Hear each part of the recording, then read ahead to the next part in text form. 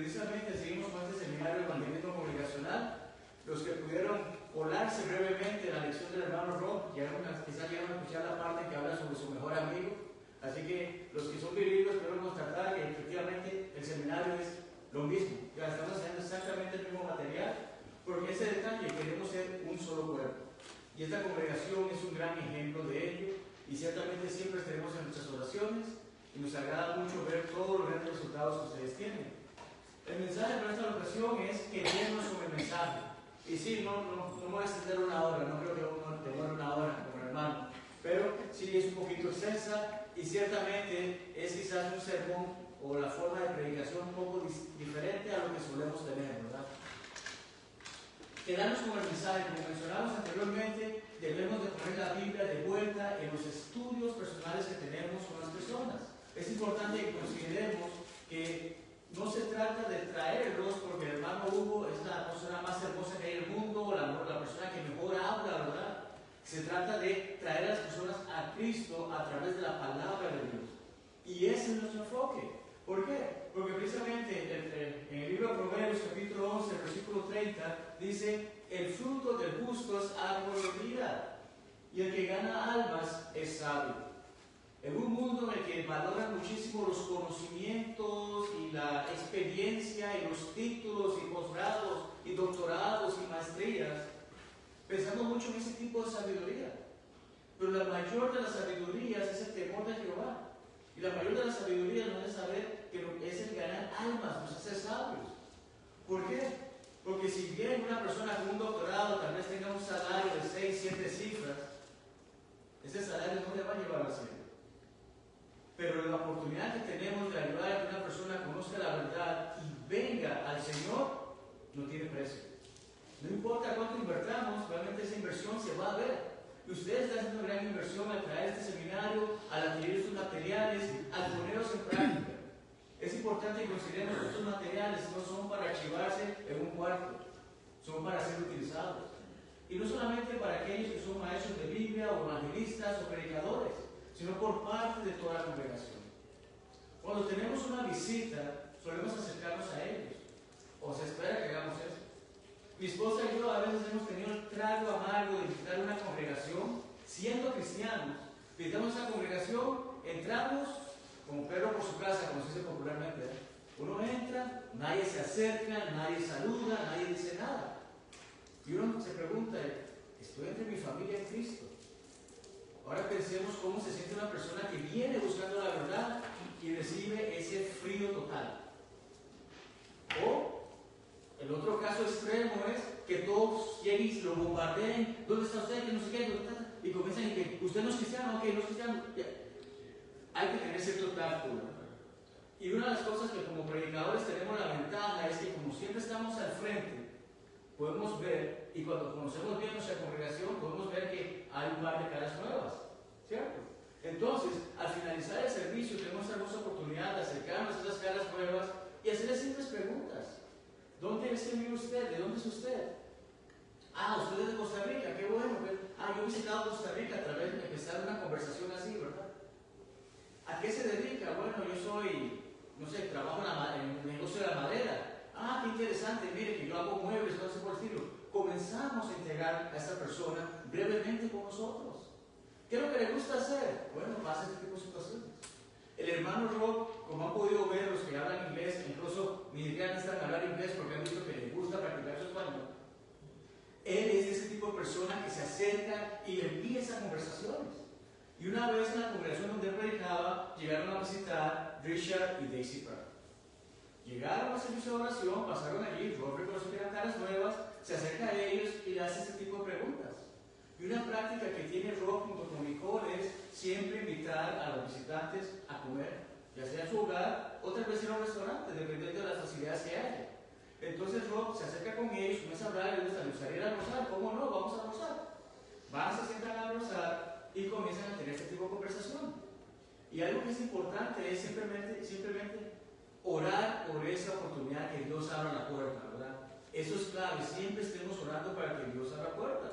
Y durante esas conversaciones en que comenzamos a crear estas relaciones, comenzamos a ver que hay un momento que hay tal vez una frase clave, ¿verdad? Hay algo como que eso ocasión que mientras Rob está con ellos, Richard le pregunta, me gustaría saber si esta iglesia solamente predica la Biblia. ¿Cuál fue la respuesta de Rob? No, aquí predicamos tradición, aquí predicamos lo que al hombre le gusta. No, ¿verdad? La iglesia de Cristo sabe mejor. Efectivamente sí, eso es lo único que buscamos hacer, predicar únicamente la palabra. A lo que Richard responde, qué bueno, excelente, porque la iglesia a la que solíamos ir dejó de hacerlo hace mucho tiempo. Van a haber personas, así como las damas les gusta ir a los centros comerciales, hacen ese window shopping, ¿verdad?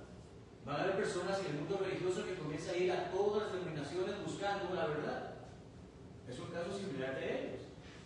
Rob les hace saber, en base a esto, es esa puerta que se abre.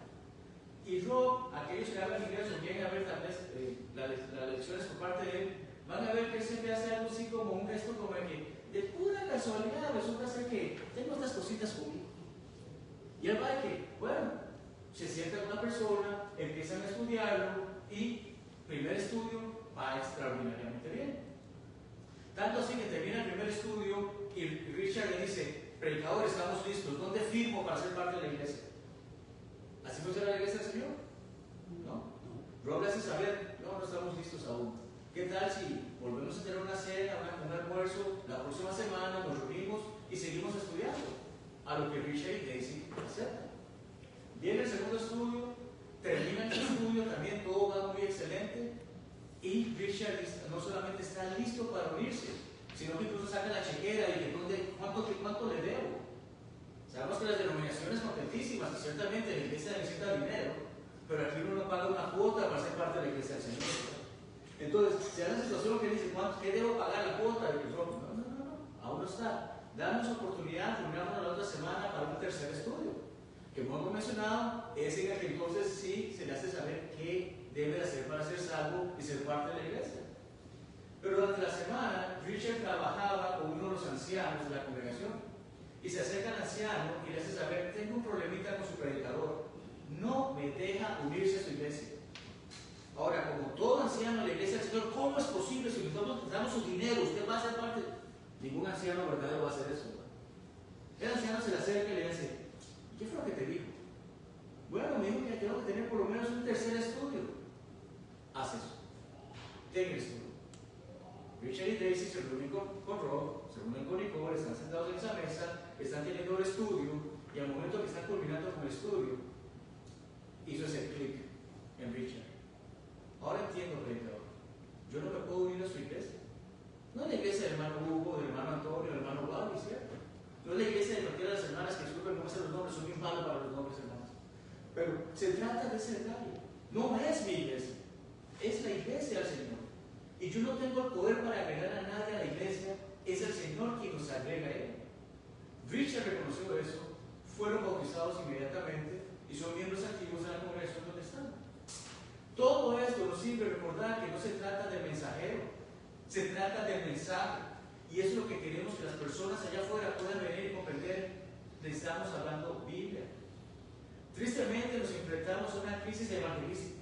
Una crisis en la que hay tal vez ya no solo una generación, sino hay dos generaciones de niños, de adolescentes y adultos jóvenes que jamás han visto a sus padres tener un estudio bíblico. Jamás han visto a sus padres sentarse con unos desconocidos en una mesa y hablar sobre la palabra de Dios. Y por eso es que las congregaciones están muriendo. Por eso es que realmente no conozco mucho la esencia de las congregaciones hispanas. Como nosotros ya hemos mencionado, nos congregamos en una congregación que es plenamente en inglés.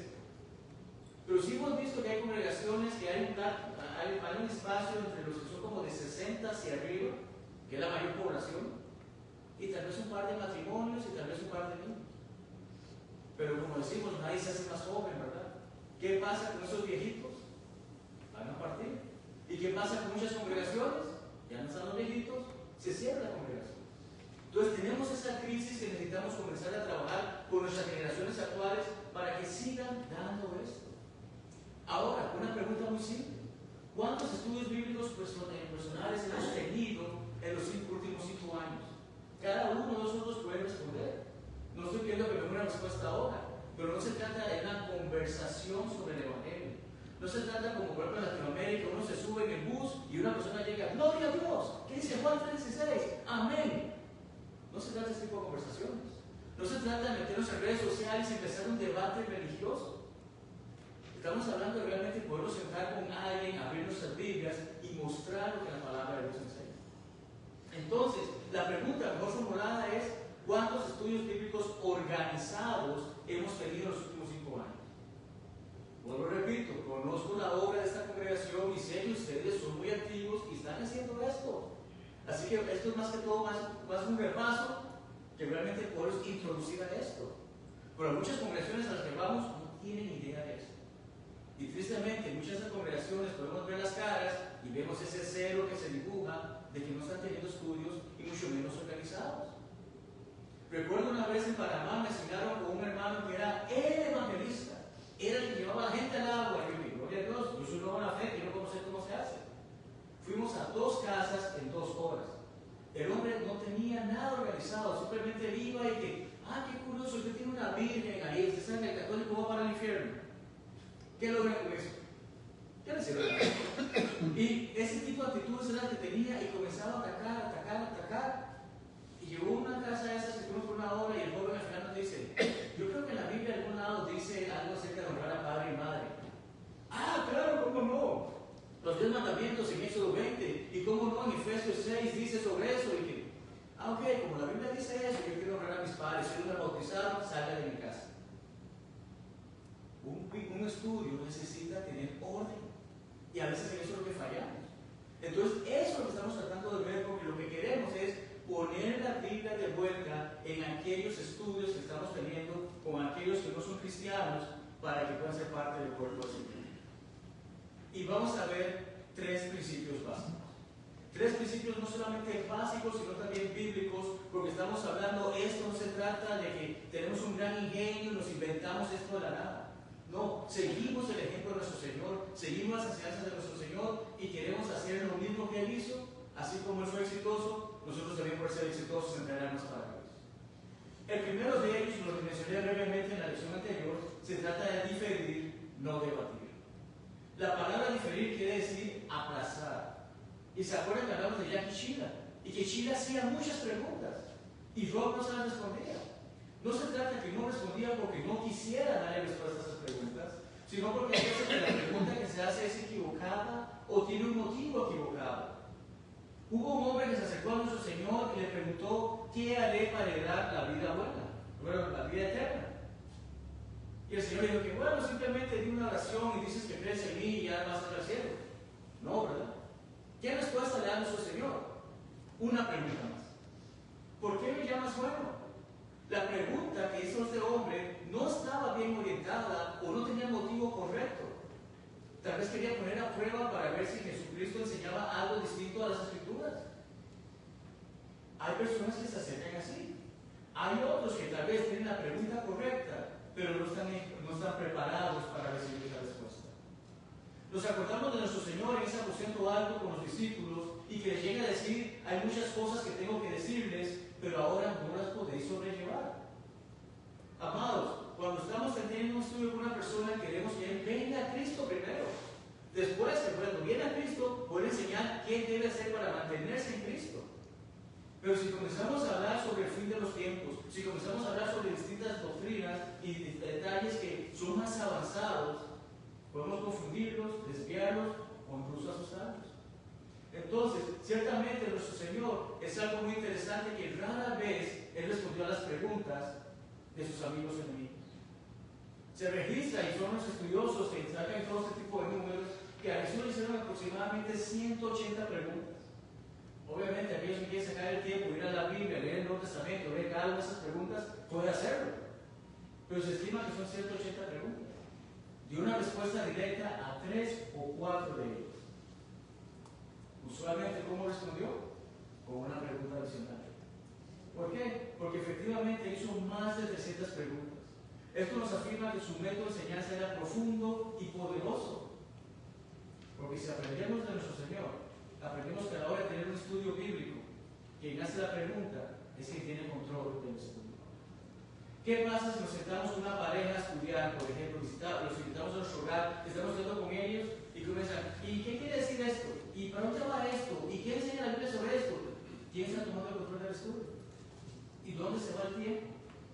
Y sabemos que se dice que las personas tienen cierta cantidad de tiempo de atención, ¿verdad? Después de eso comienzan a desconectarse. Entonces, ¿quién tomó el control del estudio? Nuestro Señor lo retomaba cada vez que hacía esas preguntas.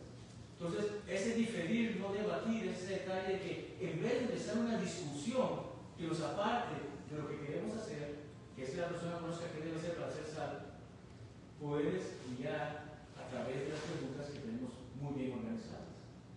El segundo principio se trata de mostrar, no contar. ¿Qué dice Juan 8:32? Conoceréis la verdad y la verdad. Me falló, hermano. ¿Saben por qué creo que me falló? Porque a la hora que tengamos estudios, vamos a estar tentados de que somos hombres y mujeres de Biblia y nos sabemos la Biblia y la vamos a citar de una vez. Cuando nos sentamos con las personas, ellos van a decir, eso es lo que usted opina, Señor. Eso es lo que está en su cabeza, usted no me está mostrando que la Biblia dice eso. Cuando tengamos estudios, necesitamos mostrarles a ellos, no contarles. Y todavía decir, el hermano está totalmente en la razón, que exactamente citó el versículo. Pero cuando estudiamos con las personas, necesitamos que sean ellos los que lleguen a la Biblia.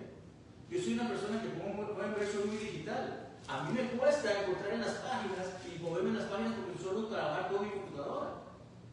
Ustedes tal vez, yo les comienzo a hacer versículos y no pasan 2 segundos cuando ya encontraron la página, la tienen bien usada. Sean lentos. Y perdón la palabra, sean tontos. No me sé ese versículo. Entonces estoy estudiando con esa persona, y cuando estoy hablando con esa persona, le estoy dando tiempo que sea ella quien llegue primero al versículo. Y si ya lo encontré, me hago como que no lo he encontrado hasta que esa persona lo encuentre, porque queremos mostrarles lo que la Biblia dice. No contarles para que ellos piensen, esa es su opinión, eso es lo que su Biblia dice. De ahí que es tan importante que esa persona pueda estudiar con su propia copia de la palabra de Dios. Entonces, ¿qué ocurre cuando las preguntas correctas se hacen y el prospecto está listo para un estudio bíblico? Hay que comenzar a tenerlo. ¿Nuestro objetivo cuál es? Que ellos abran la Biblia. Obviamente nosotros la vamos a abrir también, pero queremos que abran la Biblia y que permitan que sea la palabra de Dios la que tenga el poder de convertir. Porque cuando yo recuerdo, eso es lo que la palabra del Señor me enseña. ¿Alguna vez han escuchado esta pregunta? ¿Crees que las iglesias de Cristo son las únicas que van al cielo? Muchas veces. ¿Y cuál es la tentación? Claro, ¿cómo no? Es que nosotros sí tenemos la verdad. Es que usted ve que en nuestra adoración no utilizamos instrumentos. Es que usted ve cómo tomamos de la cena. Y usted cómo ofrendamos voluntariamente y no un diezmo, porque el diezmo no es practicado. ¿Qué hacemos? Estamos perdiendo el control del estudio. Estamos debatiendo. Ciertamente es una pregunta muy interesante, pero ¿a dónde tenemos que ir? No damos sus opiniones. Cuando Sheila hizo esa pregunta, lo que hace es saber, es muy buena pregunta, permíteme mostrarte la respuesta. Lucas 10, 25 al 26 nos dice acerca de cómo un hombre se acerca al Señor, le hace la misma pregunta que hay, o cosa le haré para la vida eterna. Y nuestro Señor, ¿qué le dice? Sígueme a mí. Simplemente escucha lo que te estoy diciendo. No prestes atención, solamente ser un seguidor más. No, ¿verdad? Estamos verificando la palabra de Dios y vemos que efectivamente dice que está escrito en la ley. ¿Cómo lees? Hay 3 palabras clave allí: escrito, ley y lees. ¿Qué hizo el Señor con ese hombre? No me preguntes a mí lo que yo creo o lo que yo pienso. Vamos a la fuente, vamos a la palabra de Dios, leamos la ley, leamos la palabra de Dios. ¿Qué dice allí? Ese es el ejemplo que el Señor realmente nos da y nos ayuda a responder a este tipo de preguntas. Vamos a la palabra de Dios. ¿Creo yo que solamente las iglesias de Cristo van a ir al cielo? Especial, a veces se utiliza el término, en el mundo lo utilizan como una denominación más. Y a veces caemos en ese juego de que yo soy cristiano. Sí, cristiano que yo tengo que poner un apellido. El nombre hermoso que la Biblia dice es cristiano. Yo no soy cristiano católico, cristiano metodista, cristiano pentecostal, soy simplemente cristiano. ¿Y dónde quedamos en ponerle un apellido? Y cristiano, ¿por qué denominación? De la iglesia de Cristo. Ya fallamos. ¿Verdad? Porque ya, es una denominación. No, soy cristiano, pertenezco a la iglesia. ¿Y cómo así? Que bueno, con gusto hablamos la Biblia, le enseño de qué iglesia le estoy hablando. Entonces, ciertamente, podemos decir que creemos que son los únicos que van al cielo. Podemos decir, creemos lo que el Evangelio dice. Creemos lo que la palabra de Dios dice. Y la palabra de Dios dice que el Evangelio es poder de Dios para la salvación. Es en base a eso. Es en base por eso saber que efectivamente es la palabra de Dios la que dice cómo podemos ser salvos, cómo podemos ir al cielo. No mis opiniones, no mis tradiciones, no mis gustos. Mientras no nos interesemos más en ganar almas que en ganar el argumento, seguiremos perdiendo oportunidades para llevar personas al Señor y para ser como nuestro Señor. Es importante que consideremos esto porque hay veces que queremos demostrar a la gente, yo sí sé, yo tengo la razón. Recuerdo una ocasión en Panamá, que estábamos en una campaña evangelística, de estas que hace el hermano Cary Gibbs y todo el grupo de American Missions. Estamos tomando un receso, creo que algunos decían que coyotito, algo así, creo que dicen los mexicanos, ¿verdad? No estábamos durmiendo, simplemente estábamos sentados a la banca de un parque esperando. Y se me acerca un hermanito joven, hermano, mira esas personas, vamos a atacarlos con el Evangelio.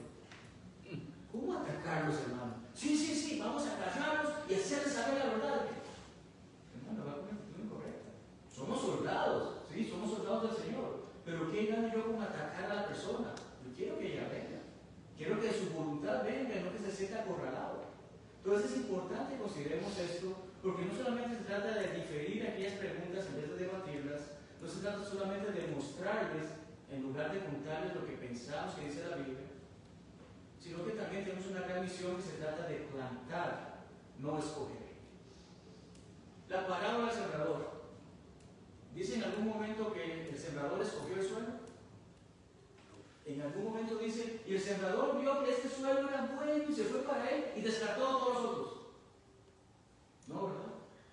Claramente nos dice que la semilla cayó en buena tierra y estas personas de corazón bueno hicieron lo que iban a hacer y dieron fruto con perseverancia.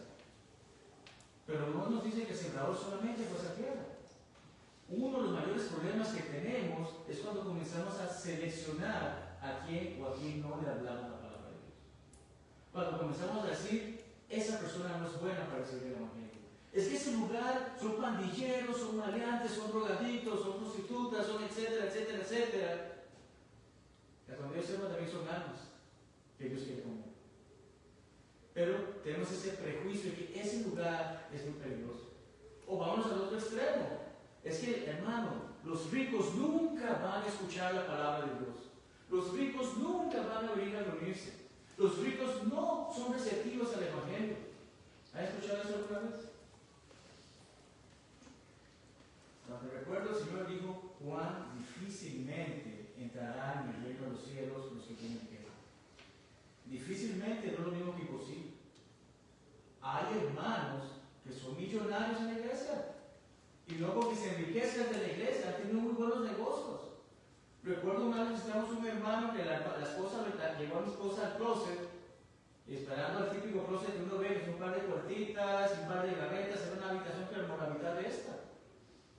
Hay hermanos ricos. Entonces no es excusa de que no hayan ricos que necesiten de Dios. De hecho lo necesitan más. Porque si confían solamente en sus riquezas, van a ser como ese joven, que se fue triste, se fue afligido. Porque prefieren sus riquezas que al Señor. Pero nosotros no somos quienes escogen. Nosotros simplemente vamos y plantamos la palabra. ¿Se acuerdan de Pablo y Bernabé? Usualmente iban a los judíos, predicaban. Algunos de los judíos obedecían. Otros los atacaban, los ponían a un lado, los rechazaban. Pablo y Bernabé no escogían a quienes hablaban. Ciertamente son las personas, esos corazones a los que vamos, los que deciden si toman la palabra de Dios o la desechan. Y por ello se juzgan dignos o indignos de la vida eterna. Porque eso es lo que estamos hablando. Nuestra función, nuestra importancia de lo que estamos hablando ahorita es que hasta donde recuerdo las Escrituras se nos manda a ir por todo el mundo a predicar la palabra de Dios. No se nos manda solamente a ese lugar que es seguro y que es bonito. No se nos manda solamente como campañas usualmente se da en Latinoamérica. Vamos a un lugar pobre porque el pobre es más receptivo a la palabra de Dios. Y esto es algo que hemos hablado muchas veces con el hermano Cary. Porque nosotros somos latinos, tenemos la pinta de latinos, ¿verdad? La gente nota que somos hispanos. Pero ¿qué pasa en una campaña que llega este rubio, alto, de ojos verdes? Ese tiene plata. Es de Estados Unidos, esa gente trae plata. Y mucha gente se acerca a las campañas, no es necesariamente porque quieren escuchar la verdad, sino para ver qué pueden sacar. Y es algo que hablaba con Cari y le hemos dicho saber a los hermanos. Dejen de ver símbolos de dólares de los hermanos que van de Estados Unidos. Porque nuestros hermanos que ganan esas campañas sabemos que tienen las mismas dificultades que nosotros, que tienen trabajo, que sacrifican sus vacaciones, que pagan su boleto para llegar allá con tal de apoyar a la obra.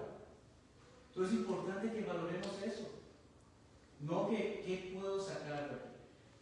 Nos da una tristeza enorme cuando vemos estas campañas y 20 bautismos. Nos da gozo. Pero ¿qué pasa con esos bautismos? Esos 20 bautismos en un año. La congregación local no cuida de ellos. Y tal vez 12 no tienen fieles. Entonces es importante que si vamos a llevar y plantar la semilla, a hablarle a todas las personas, no vamos a escoger la tierra y que no, si solamente esta gente va a ser receptiva. Hermanos, provenimos de Panamá, mi esposa y yo. Soy costarricense, porque tengo muchos años que vivir en Panamá. Y usualmente son los mismos lugares que los hermanos escogen para ir. Y yo siempre saben, hermanos, yo vivo en una ciudad. También hay almas ahí. También hay oportunidad de hacer evangelismo. Entonces, es importante plantar la semilla, buscar la manera de llegar a todas las comunidades y no solamente escoger este tal vez sea más fructífero. Depende del prospecto precisamente de determinar en qué tipo de suelo se convierte. Mira, yo predico la palabra, yo hablo con esta persona y esta persona decide si lo va a hacer o no lo va a hacer. Y entonces sé que es un sermón, pero es un sermón si podemos hacerlo de manera interactiva, porque tengo que hacerles una pregunta. ¿Qué cosas estudiamos? ¿Qué 3 principios estudiamos hoy? Diferir, no debatir. Mostrar, no contar. Plantar, no escoger. Necesitamos mantener eso y a lo largo que estemos dando este seminario, necesitamos mantener esas ideas, porque cuando pongamos en práctica necesitamos recordar eso, de que hay que aplazar algunas preguntas que nos hagan. Hay que mordernos la lengua y no citar de memoria, sino ayudar a que la persona encuentre el pasaje. ¿Qué pasa si la persona es analfabeta y no sabe leer? De todas maneras, entonces nosotros abrimos nuestra Biblia, vamos a esa página y le señalamos esto es lo que está dentro de la Biblia. No confiemos en nuestra memoria. Sé que como cristianos nos gusta demostrar que sabemos la palabra de Dios y la palabra de Dios muere en abundancia en nosotros.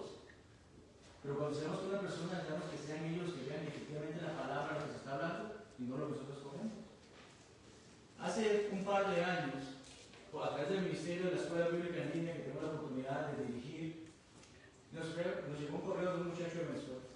Y así pasa con muchos otros países. Ese muchacho nos escribió que vio la serie de videos de Buscando la Verdad y que lo impactaron. Nos quiso dar las gracias por este ministerio dedicado a enseñar su verdad. Que el Señor les multiplique grandemente, dice.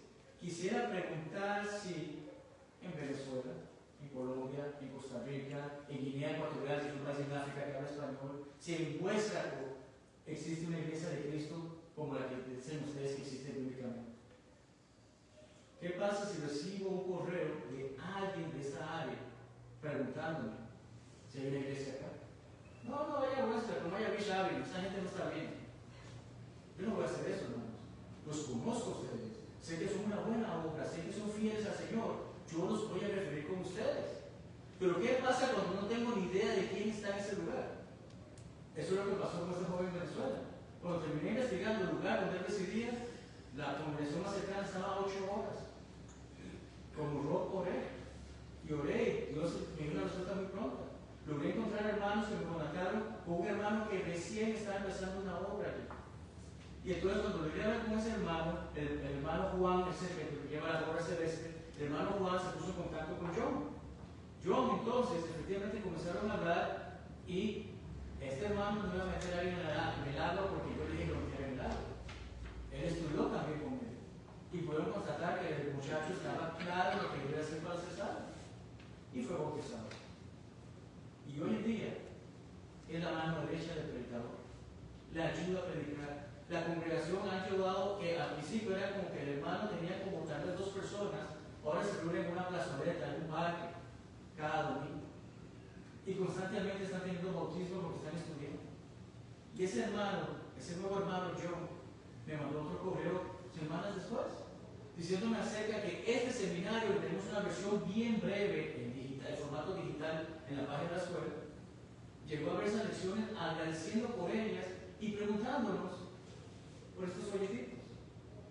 Ahora, quienes han estado en trabajo misionero, quienes tal vez hablan con hermanos acá en México, ¿cuánto pesa el papel? Mucho. ¿Cuánto cuesta el peso para ser enviado? Mucho. No es algo que nosotros podemos decirle que, ¿cómo no? Permítanme mandar una caja de estos folletos, son $500 y vamos a ver cómo se los mandamos. No podemos, hermanos. No tenemos los fondos para eso. Entonces, me tocó decirle al hermano que me hubiese gustado enviárselos, pero la mejor forma de hacerlo es ser un misionero, va donde ustedes, pónganse en contacto con él y él lleve ese material. Mientras tanto, dependa de las cosas que tenemos disponibles allí.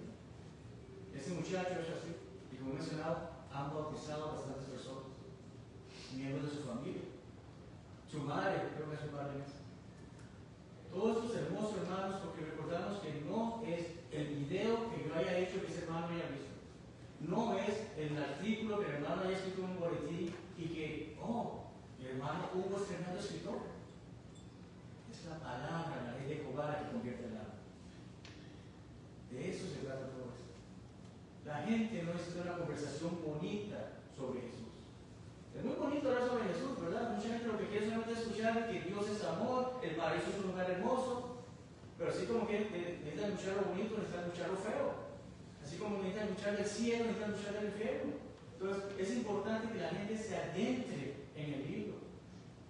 Es importante que podamos llevarles y vean la palabra de Dios. Hace unos años, el hermano Rob recibió una carta. Y esa carta decía lo siguiente: tenía poco interés en la iglesia durante mi adolescencia. ¿Quién de nosotros creció de esa misma manera? Yo fui uno. Yo no crecí en la iglesia. Yo crecí como católico, no devoto, sino que simplemente me bautizaron de bebé. No fue hasta que me vine a la marina a la edad de 19 años que me di cuenta que faltaba algo en mi vida. Comencé mi búsqueda de la iglesia de la Biblia. Después de visitar diferentes denominaciones, finalmente decidí visitar la Iglesia de Cristo mientras me encontraba en la estación aérea naval de los Estados Unidos no sé pronunciar ese lugar, pero sin guerra. Al mismo tiempo, no sabía que mi hermano Terry, con quien tenía muy poco contacto, estaba encaminado a ser ministro en la Iglesia de Cristo. Un domingo por la mañana, decidí tomar un taxi a la Iglesia de Cristo más cercana, en Lexington Park, Maryland. Los miembros me rodearon de inmediato y me dieron mucha atención. Insistieron en invitarme a comer y llevarme de regreso a la base. Desde ese momento en adelante, me proporcionaron transporte a los servicios. No sabía nada de la iglesia y participé en la comunión con todos los demás. A veces somos culpables de que vemos un visitante, toma la cena y usted no debe hacer eso. ¿Qué hicimos? Jugar mamás que hemos espantado, ¿verdad? Sabemos que no está tomando el cuerpo apropiadamente, pero él no lo sabe. Pero exhibirlo va a causar que muchos decían: yo no voy a ese lugar, esa gente está extraña, es loca, ¿cómo me van a tratar así? Bueno, dice que un hermano lo hizo desistir de eso, ¿verdad? Poco después de estar en la iglesia, un joven compañero me visitó, se dio cuenta de que yo no estaba bautizado y me desanimó a tomar la comunión. Vamos a pensar que tuvo un buen tacto para explicarle por qué no debía tomarla, ¿verdad? Que debía ser lo que nosotros hagamos. Los miembros continuaron siendo hospitalarios y me llevaron a sus hogares. No pasó mucho tiempo antes de que el ministro Frank Starling me invitara a su casa para un estudio bíblico. Creo que utilizó el material por Jules Miller.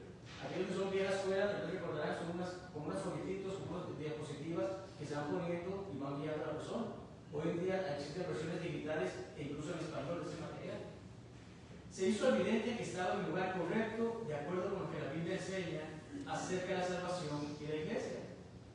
Fui bautizado poco después de que el estudio se cumpliera el 16 de mayo de 1965. Y aquí os nos gustan los números, podemos comprender que han pasado 60 años desde eso. Y era un joven de 19 años.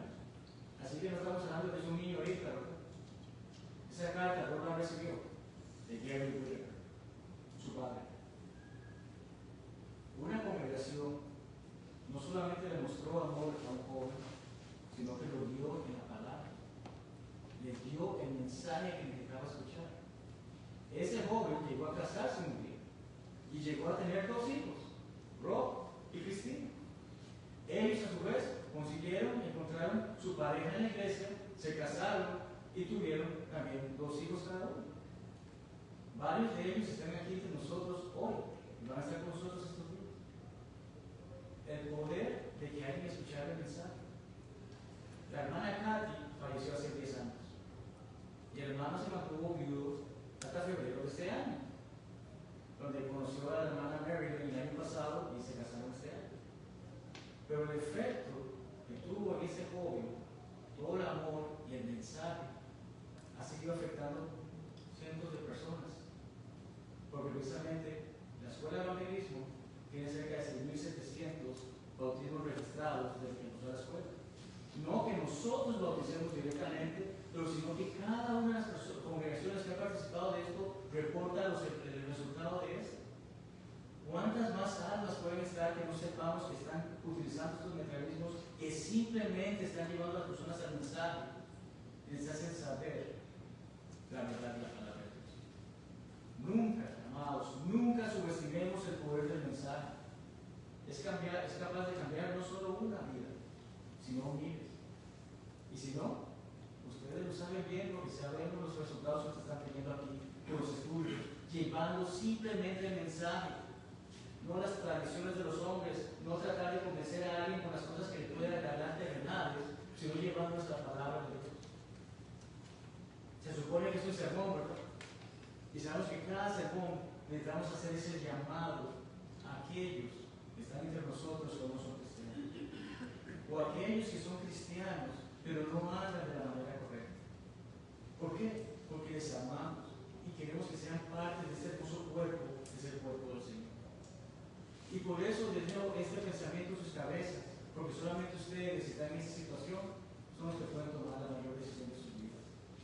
Hoy tienes la oportunidad de dejar que ese mensaje, que es la palabra de Dios, cambie tu vida para siempre. Hoy tenemos la hermosa oportunidad de estar en paz con Dios. Hoy podemos salir de este lugar sabiendo que no hay nada que nos separe del Padre y podemos ser fieles a Él. Sea cual sea que sea la situación que estamos experimentando, ciertamente les invitamos a tomar esa decisión, a que la palabra del Señor cambie su vida. Y no sé si el hermano puede tener una invitación.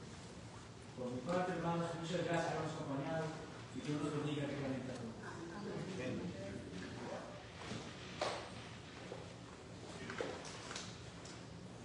Número 49, por favor.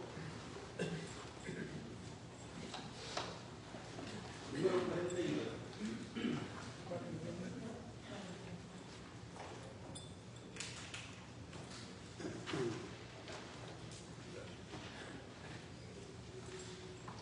Entonces, yo quiero trabajar por el Señor, confiando en su palabra y en su amor. Quiero yo cantar, llorar y ocupado siempre estar en la viña del Señor. Trabajar y llorar en la viña del Señor. Si mi anhelo es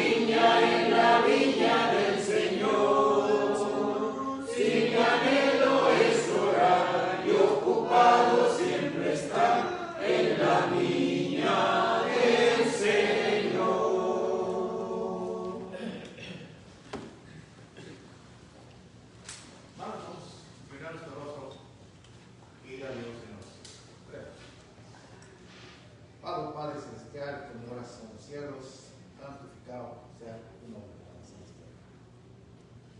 Esta mañana, Padre Celestial, nos hemos reunido en este lugar, como iglesia, como tus siervos, Padre Celestial, por el deseo de haber llevado a cabo en esta mañana, esta preciosa mañana, el deseo de su corazón en adorarte, alabarte, en entonar cantos de alabanza, en rodearnos de tu mesa, Padre Celestial, y recordar cuánto nos has amado, nos sigues amando, qué gran sacrificio diste, Padre Celestial, en mandar a tu Hijo a este mundo. Él nos amó de tal manera que dio su vida, nos rescató, y así, Señor, dio su vida para que nosotros pudiéramos tener la esperanza de la vida eterna. Y al ser sepultado, nomás 3 días duró en la tumba su cuerpo. Resucitó, ascendió y está a tu diestra en estos momentos, intercediendo. En esta mañana, oh Padre Celestial, te glorificamos. Te damos gracias por tu amor, tu misericordia.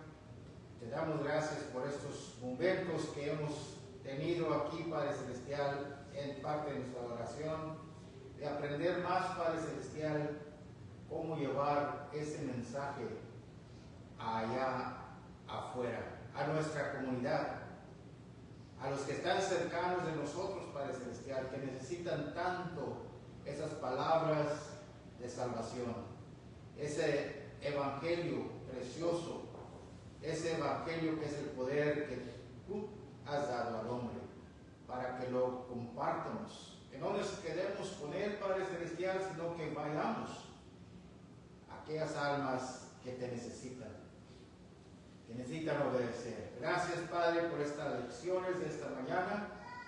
Bendice a nuestros hermanos que se ocupan en enseñarnos, en mejorar los métodos, Padre Celestial, en aprender cómo nosotros podemos ser la visión que tú nos has dejado a la iglesia, de anunciar el evangelio a toda criatura, para ofrecerles esa promesa también de la vida eterna.